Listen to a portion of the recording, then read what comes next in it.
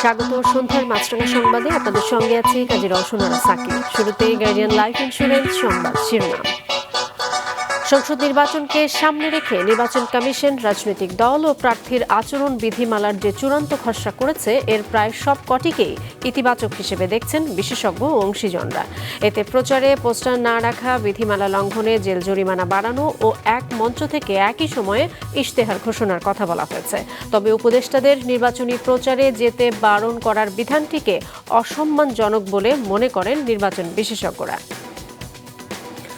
৮ বছরেও আলোর মুখ দেখেনি রোহিঙ্গাদের নিজ দেশে প্রত্যাবাসন প্রক্রিয়া। তবে এরই মধ্যে তৃতীয় দেশে প্রায় ৫,০০০ রোহিঙ্গাকে পুনর্বাসন করেছে শরণার্থী বিষয়ক জাতিসংঘ সংস্থা UNHCR।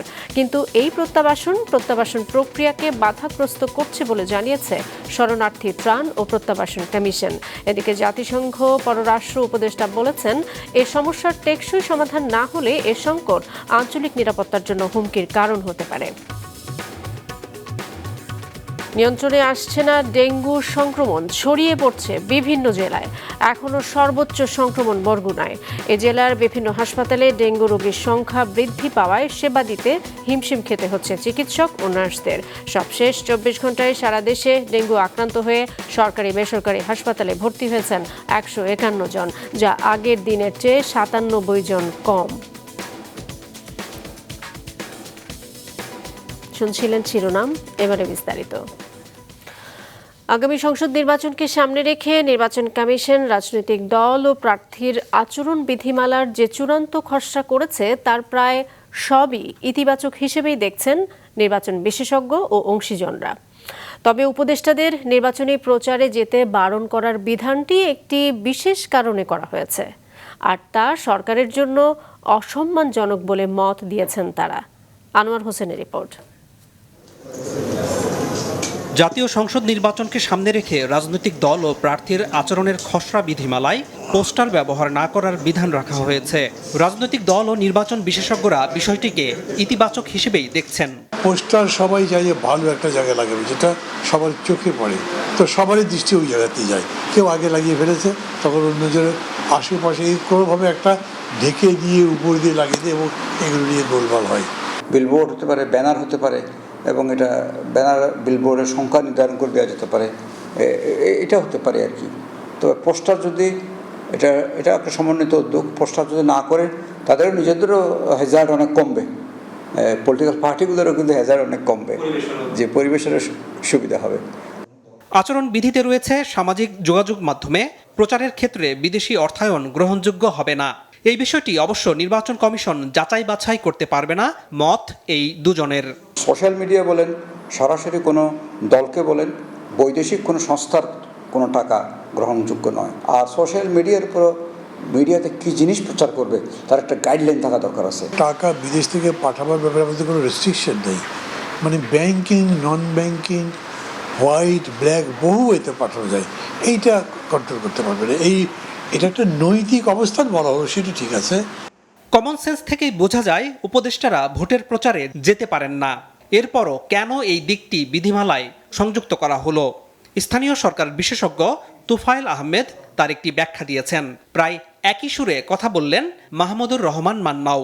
যারা এই অন্তর্বর্তী সরকারে উপদেষ্টা আছেন তারা নিজেরা তো অবশ্যই নির্বাচনের কোনো কাজে কোনো দলের কোনো প্রার্থীর পক্ষে কোনো কাজ করবেন না, এটা তো অবভিয়াস ধরার কথা।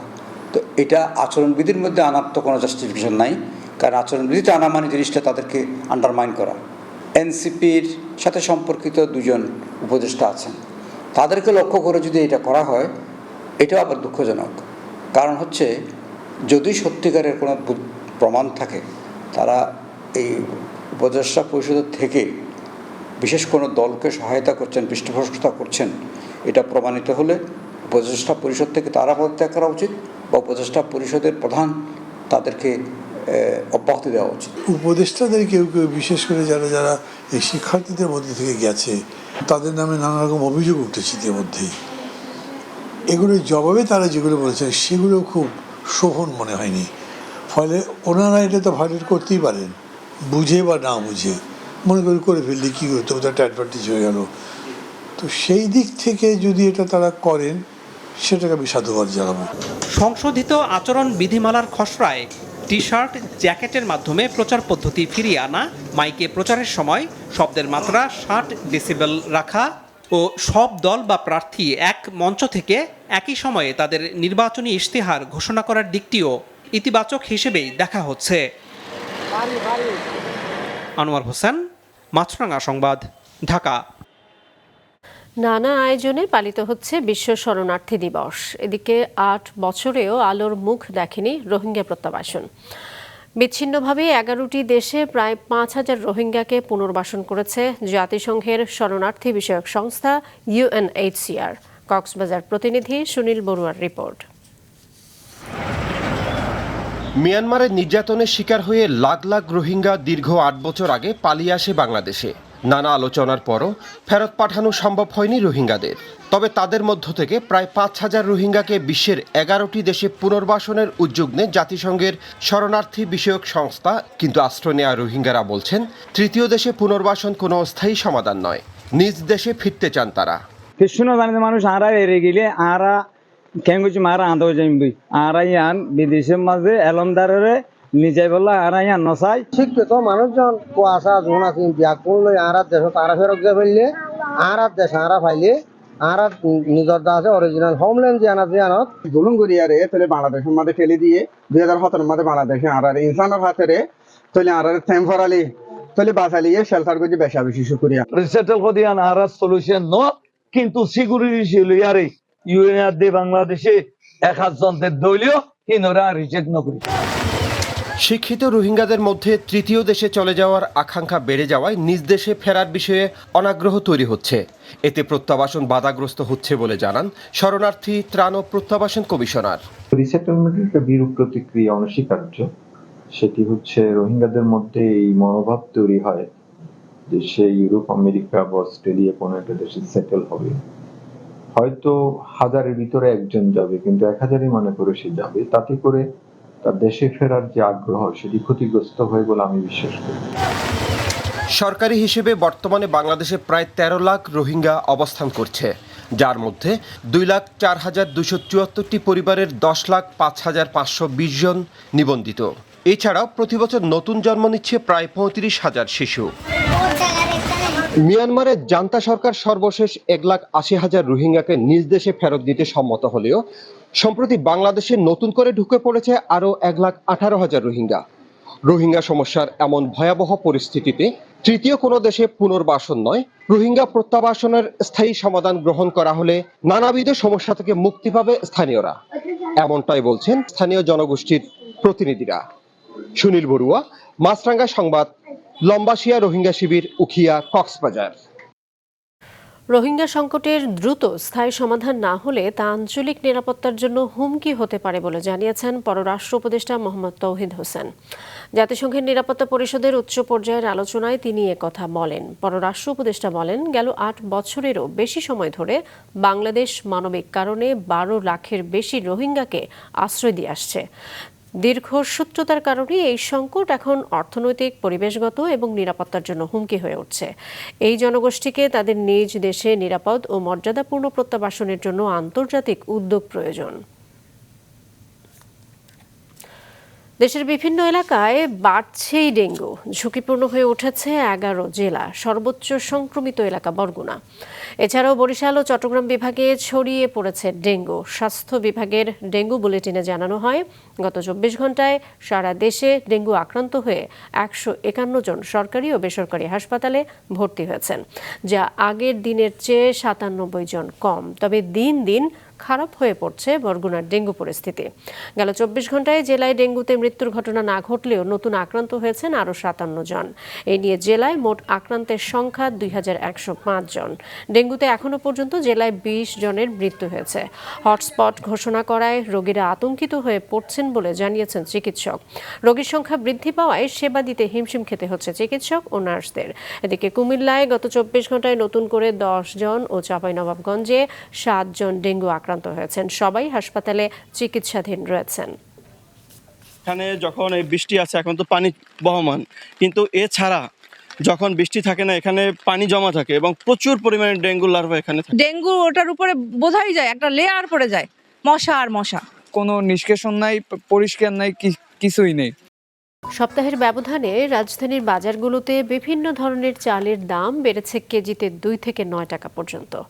ঊর্ধ্বমুখী মাছ ও মুরগির বাজার, তবে কমেছে সব ধরনের ডিমের দাম। মাসিক রাহাতের রিপোর্ট। রাজধানীর বাজারগুলোতে চালের পর্যাপ্ত পরিমাণ সরবরাহ আছে, তারপরও হঠাৎ করে বিভিন্ন ধরনের চালের দাম কেজিতে 2 থেকে 9 টাকা পর্যন্ত বেড়েছে। চালের দাম বাড়ার কোনো যৌক্তিক কারণ আছে কিনা তা খুঁজে বের করার দাবি জানিয়েছেন ক্রেতারা। আহ্বান জানিয়েছেন বাজারে তদারকি বাড়ানোর। চাল প্রচুর দাম বাড়তে, পার বস্তায় 200 থেকে 300 টাকা করে বাড়তি। আমরা নিজেরও জানি না এটা কি কারণে বাড়ে ভাই, কারণ এখানে আমার মনে হয় সিন্ডিকেট মিন্ডিকেট এরকম কোনো কাজ করে ভাই। আনালে ভাই হুট করে ভরা মৌসুম আর নতুন চাল আসছে, কমবে। ওইভাবে আসলে মনিটরিং হয় না। একদিন এসে হয়তো একটা তালিকা দিয়ে যায়, কিন্তু ওই তালিকা সবসময় ওইভাবে ওনারা মেনে চলে না। সপ্তাহের ব্যবধানে বাজারে কিছুটা বেড়েছে মুরগির দাম, তবে কমেছে সব ধরনের ডিমের দাম। গত সপ্তাহে লাল ডিম বিক্রি করছে 130 টাকা ডজন, এই সপ্তাহে বিক্রি করতে হচ্ছে আপনার 120 টাকা ডজন। আর গত সপ্তাহে আপনার সাদা ডিম বিক্রি করছি 120 টাকা ডজন, এই সপ্তাহে বিক্রি 110 টাকা ডজন। এখন আপনার 310 টাকা কক মুরগি পাইকারি, আমাদের 330 টাকা 40 টাকা বিক্রি করা লাগে। বাজারে মাছের সরবরাহ বেড়েছে, তবে কমেনি দাম বলছেন সংশ্লিষ্টরা। আমার কাছে মনে হয় সাবেক মিলে মোটামুটি আছে, তবে কিছু কিছু আইটেমটা একটু বেশি আছে আর কি। 2 দিন ধরে একটু মাছের দামটা বাড়তি। দাম যদি আরো দ্বারা কমাইতো, বেচা কিনা ভালো হইতো, আমরা বেচতে পারতাম। সবজির বাজার নিয়ে সন্তুষ্ট ক্রেতারা। বেশ কিছুদিন ধরে স্থিতিশীল আছে বেশিরভাগ সবজির দাম। সব আইটেমের সবজি কমের ভিতরে আছে, দাম বাড়ে না তেমন একটা। আপনি পটল 60 টাকা কেজি, লাউ 80 টাকা পিস, শসা 60 টাকা কেজি, 70 টাকা কেজি। একটু বাড়তে আছে, আমরা বাড়লে কি করব, কিনতে আসি, খাইতে আসি। কম্পারিজন করে যদি করি তাহলে আগের তুলনায় এখন ঠিকই আছে। বাজারে মনিটরিংটা বাড়ানো দরকার। বাজারে প্রতিদিনের নিত্য পণ্যের ক্রয় ও বিক্রয় মূল্য লেখা থাকার নিয়ম থাকলেও বেশিরভাগ দোকানেই এই নিয়ম মানা হচ্ছে না। মাশরুক রাহাত, মাছরাঙ্গা সংবাদ, ঢাকা। আজ দ্বিতীয় দিনে রাজধানীর খামারবাড়ি কৃষিবিদ ইনস্টিটিউট চত্বরে জমে উঠেছে জাতীয় ফল মেলা। 3 দিনের এ মেলায় অংশ নিয়েছেন দেশের বিভিন্ন প্রান্তের ফল বাগানীরা। চাঁপাইনবাবগঞ্জ জেলা সদরের আমবাগানী সেলিম রেজা, তার 100 বিঘার বাগান কীটনাশক মুক্ত গ্যাপ সার্টিফাইড, সরকারের উত্তম কৃষি চর্চার আওতায়। সেখানে রূপালী, হাড়িভাঙ্গা, ব্যানানা, কিউজাই সহ 32 প্রজাতির আমের চাষ হয়। ভালো লাভের আশায় জাতীয় ফল মেলায় আম নিয়ে এসেছেন। ভোক্তাদের জন্য ভালো যে অল্প মূল্যেই হচ্ছে যে আম ওনারা হাতের নাগালেই পাচ্ছেন। এবারের ফল মেলায় পাওয়া যাচ্ছে আম, কাঁঠাল, আনারস, লিচু, জাম সহ শতাধিক প্রকারের দেশীয় ফল, সাথে সফেদা, ডালিম, 3 সহ বিদেশি ফলের দেশীয় জাতও পাওয়া যাচ্ছে। এখানে অনেক ধরনের ফল ছিল, ড্রাগন, কাঁঠাল, আম, তারপরে আনারস। কাঁঠাল ফলটা বেশি ভালো লাগছে, কারণ কাঁঠাল অনেক বড় বেশি, তাই। এই প্রতি বছর এই ফলের মেলাটা খুবই সুন্দর, বাচ্চাদেরকে নিয়ে আসাটা ভালো লাগে। মেলায় সরকারের বিভিন্ন কৃষি গবেষণা সংস্থা তাদের উদ্ভাবিত ফলের জাত নিয়ে অংশ নিয়েছেন। গবেষকরা বলছেন নতুন জাত কৃষকদের মাঝে সাড়া ফেলেছে। কৃষক কিন্তু আমাদের দেশের কৃষক খুবই আগ্রহী, তারা যে কোনো প্রযুক্তি খুব সহজে গ্রহণ করতে চায়, এবং যখন সে ভালো ক্রেতা পাবে তখন কিন্তু এই যে মার্কেট লিঙ্কেজটা তৈরি হবে, তখন কৃষক আরও বেশি আগ্রহী হবে। আমরা উদ্যান ফসলের যে আমাদের গবেষণা আছে, সেখানে যে ফসলগুলো আছে, আমাদের বিনা লেবু আমাদের জাত বের হয়েছে, গভর্নমেন্ট অনুমোদন করেছে। সফেদা আছে, সফেদা আপনি এই ফলটা দেখতে পারেন, প্রায় 400 গ্রাম ওজন এক একটা ফল হবে। সরকারি 26টি সহ সব মিলিয়ে 75টি বাগান ও প্রতিষ্ঠান এবারের মেলায় অংশ নিয়েছে। একরামুল ইসলাম খান, মাছরাঙ্গা সংবাদ, ঢাকা। গত 15 বছরে দেশের প্রতিটি প্রতিষ্ঠানকে ধ্বংস করা হয়েছে।